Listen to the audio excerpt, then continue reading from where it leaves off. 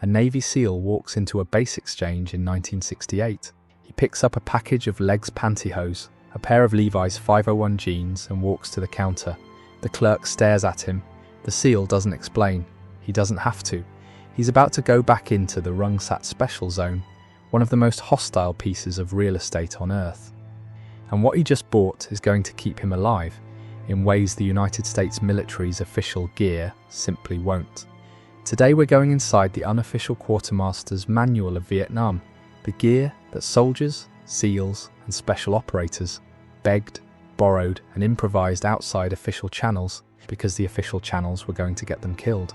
Pantyhose and blue jeans, Maxi pads, the birth of going commando, enemy uniforms worn by American point men. These weren't jokes or eccentricities. They were solutions, often brilliant ones, to problems the military hadn't anticipated and in some cases refused to acknowledge. The environment that produced all of this was the Mekong Delta and the Rungsat Special Zone, a 400 square kilometre maze of tidal rivers, mangrove swamps, and mudflats southeast of Saigon, where SEAL platoons operated from the mid-1960s onward.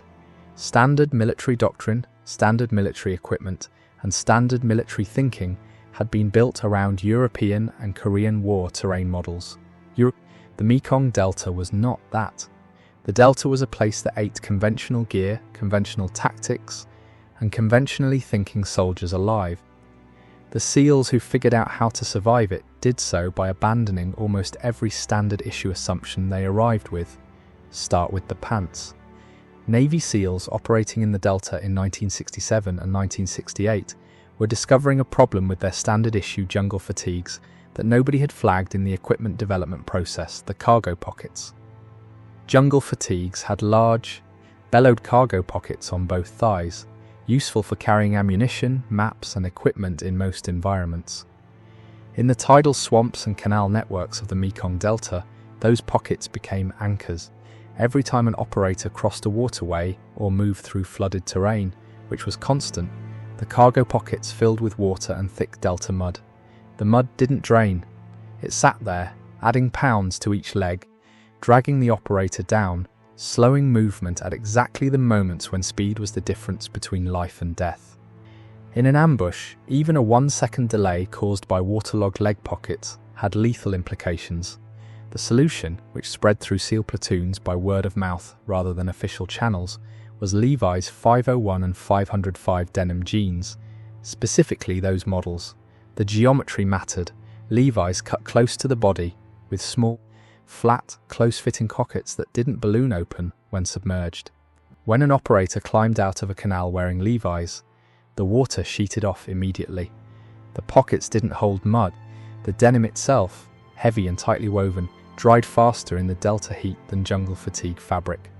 As a bonus, heavy denim could withstand elephant grass, the razor-sharp vegetation that grew throughout the delta, and shredded standard issue uniforms like paper. SEALs started buying their own jeans and mailing requests home for specific models. The look that resulted has been described by veterans in terms that capture both its practicality and the status it conferred. Operators in jungle boots, Levi's, and Rolex watches. You could identify a SEAL at a glance. The civilian gear had become the elite uniform. The pantyhose addressed a different problem in the same environment. The tidal swamps of the Rungsat and the Mekong Delta were infested with leeches. Not the small, incidental leeches of temperate streams, but aggressive tropical leeches that moved purposefully toward warm bodies, crawled up pant legs and through the weave of standard fabric and attached themselves in locations that required a degree of self-examination incompatible with tactical movement. Standard issue jungle fatigue was woven loosely enough that leeches could bite through it or find gaps at the cuffs and waistband. A SEAL finishing an insertion through swamp water sometimes emerged with dozens of leeches attached before he'd taken his first step on solid ground. Women's nylon pantyhose worn under the Levi's solved this through material science. The nylon mesh was too tight for leeches to bite through. The smooth nylon surface gave them no traction. They couldn't crawl up it.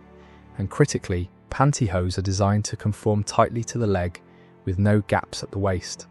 eliminating the entry points that standard pants provided. The combination of close-fitting Levi's over nylon pantyhose created a barrier the Delta's leech population couldn't get through.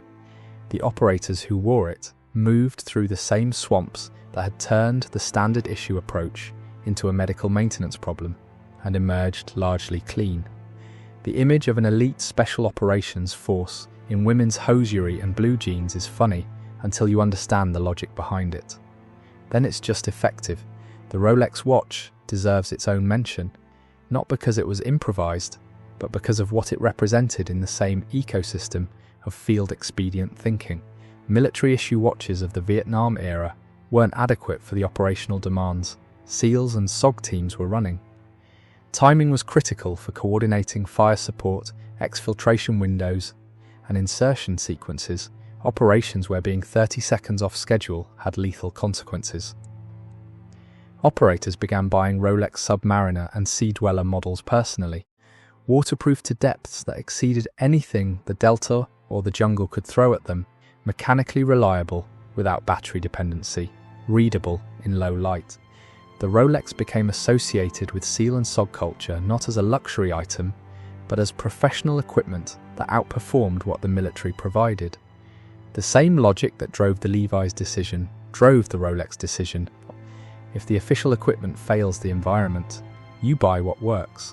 Regular infantry had their own parallel innovations, driven by the same environmental realities, and the most significant of these centered on a problem that sidelined more American soldiers than most people realize.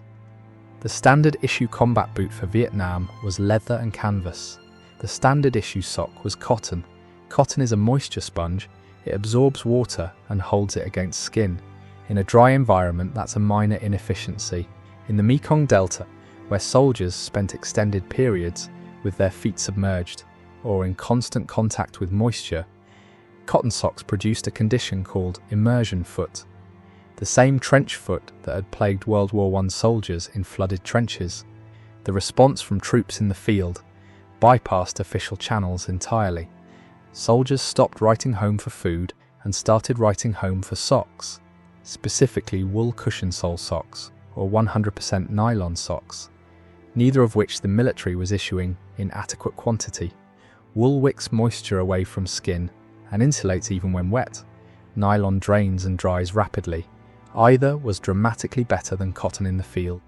The sanitary napkin is where this story takes a turn that surprises most people who encounter it for the first time. Among the most common care package requests sent from American infantrymen to mothers and girlfriends back home was for boxes of Maxi pads, not for medical emergencies, though they did see some of that, but for two practical field modifications nobody in the Army's equipment development chain had thought of. The first was insoles. A sanitary napkin placed inside a jungle boot provided cushioning and, critically, absorption. The pads soaked up sweat and the water that inevitably entered the boot during movement through wet terrain, keeping the foot drier than the bare boot interior would. It could be swapped out, dried, or replaced from the supply a soldier was carrying. The Army's official jungle boot insole wasn't designed with this level of moisture management. A Maxi pad was. The second application was rucksack shoulder straps. An infantryman carrying 60 to 80 pounds of gear concentrated all of that weight on two strips of canvas webbing crossing the shoulders. After hours of movement, those straps cut into the trapezius muscles and collarbone with enough force to abrade skin raw and cause pressure injuries that degraded a soldier's ability to carry the pack at all. The adhesive backing on a sanitary pad stuck directly to the underside of the strap, creating a padded cushion that distributed pressure across a broader surface and reduced friction against skin. It was improvised padding engineering using the most convenient adhesive-backed foam material available in Vietnam, which happened to be something designed for an entirely different anatomical application. The phrase "going commando," meaning the choice not to wear underwear, entered American slang during and immediately after the Vietnam War, and its origins are exactly what the name implies. Standard issue military cotton underwear in sustained heat and humidity was a bacterial incubation chamber. The fabric stayed wet, trapped heat, generated friction during movement, and produced fungal infections and severe chafing at a rate that showed up in medical records as an operational problem. For significant numbers of infantrymen, the solution was simply to stop wearing it. No underwear meant no trapped moisture, no friction point, no bacterial buildup in fabric that never fully dried. For those who wanted any layer at all, the request home was specific. Send women's silk or nylon underwear or silk boxer shorts. The same logic applied here that applied to the parachute silk the Viet Cong were cutting into undergarments. Nylon silk don't hold moisture. They dry almost immediately and generate minimal friction during sustained movement. The women's underwear requests created exactly the kind of awkward conversation veterans have been diplomatically navigating in family stories ever since. The operational reasoning was completely sound. The condom on the rifle muzzle is perhaps the most widely documented of these field modifications, and it requires understanding the M16's particular vulnerabilities to appreciate why it was so widely adopted. The M16 that American troops carried into Vietnam in 1965 and 1966 had serious reliability issues that weren't fully addressed, introduced modification till the M16A1 variants starting in 1967. One of the most consequential was sensitivity to fouling and obstruction. The gas-operated system that made the M16 lightweight and accurate was poorly tolerant of the mud, water, and debris that were unavoidable in Delta operations. If the muzzle went underwater, if mud entered the barrel during a low crawl, if a soldier fell into a canal with his rifle, the weapon could jam, or in worse cases, rupture when fired. An infantry weapon that can't be trusted to fire when needed isn't an infantry weapon. Troops had begun requesting unlubricated condoms from care packages and commissary supplies. Stretched over the muzzle, the condom kept the barrel completely sealed against water and debris during river crossings, low crawls through mud and canal infiltrations. An operator who made contact could pull the trigger without removing the condom, and the weapon fired normally. The round simply passed through the rubber. The barrel stayed clean during the movement phase. It fired clean during the engagement phase. The solution was as simple as it was effective. MACV-SOG operators took field modification to a level that went past equipment and into identity itself. Point men on SOG reconnaissance teams, the lead element of a patrol moving through unscouted jungle, carried an asymmetric burden. They would be the first to make contact with any enemy force the patrol encountered. In the thick, triple canopy jungle of the Central Highlands and the border regions where SOG teams operated, contact usually meant a sudden collision at very short range, 10 meters, sometimes less. At that range, the fraction of a second between visual recognition and trigger pull was the entire margin between survival and death. SOG point men began wearing captured enemy clothing and carrying captured enemy weapons, not as disguise for infiltration purposes, but as a tactical shock tool for the moment of contact. A point man in black pajamas or captured NVA fatigues, carrying an AK-47 rather than an M16, presented a silhouette that an enemy patrol would read as friendly for perhaps 1 second longer than an American uniform with an M16 would have. 1 second in a sudden jungle contact at close range is the difference between who fires first. The AK-47's distinctive sound reinforced the effect. The M16 has a sharp crack from its high-velocity 5.56mm round. The AK-47 has a different acoustic signature from its heavier 7.62mm cartridge, slower, and instantly recognizable to any experienced NVA or VC fighter. An enemy patrol hearing AK fire from a familiar-looking uniform hesitated a fraction of a second longer than they would have hearing M16 fire from an American silhouette.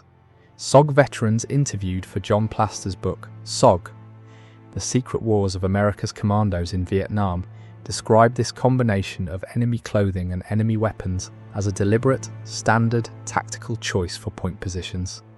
Plaster's account, built on extensive interviews with SOG operators, remains the primary documented source for how systematically this approach was adopted. What connects all of these modifications? The pantyhose, the jeans, the maxi pads, the condoms on the rifle muzzles, the enemy uniforms, the civilian watches, is a consistent process of environmental problem solving that the military's official procurement and equipment development system was too slow and too institutionally rigid to perform. The Army tested equipment in controlled conditions and issued it on institutional timelines. The men in the Delta were encountering conditions the tests hadn't modelled and dying on timelines that didn't wait for procurement cycles. So they solved the problems themselves, using whatever was available, and passed the solutions through informal networks that moved faster than any official channel.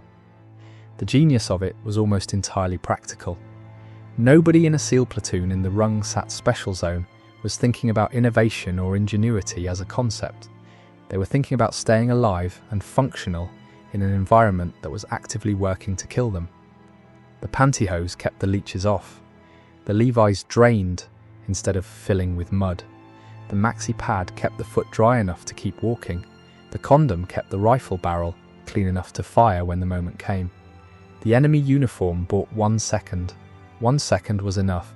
If you served in Vietnam and used any of these modifications, or developed your own that never made it into any history, that belongs in the record. Leave it in the comments. The official equipment history is documented. The unofficial one lives in veteran memory, and it deserves to be preserved with equal care for everyone else watching. The next time you hear military technology and think of jet aircraft and guided missiles, think also about a Navy SEAL in the Mekong Delta, pulling on pantyhose before a night patrol, solving with $1 worth of nylon what millions in equipment procurement couldn't. Ingenuity in war is not always spectacular. Sometimes it fits in a care package from home. Share this video because this history is too legends to stay buried. Sources are in the description. Subscribe for more of what they didn't put in the textbooks. Thank you for watching. Subscribe.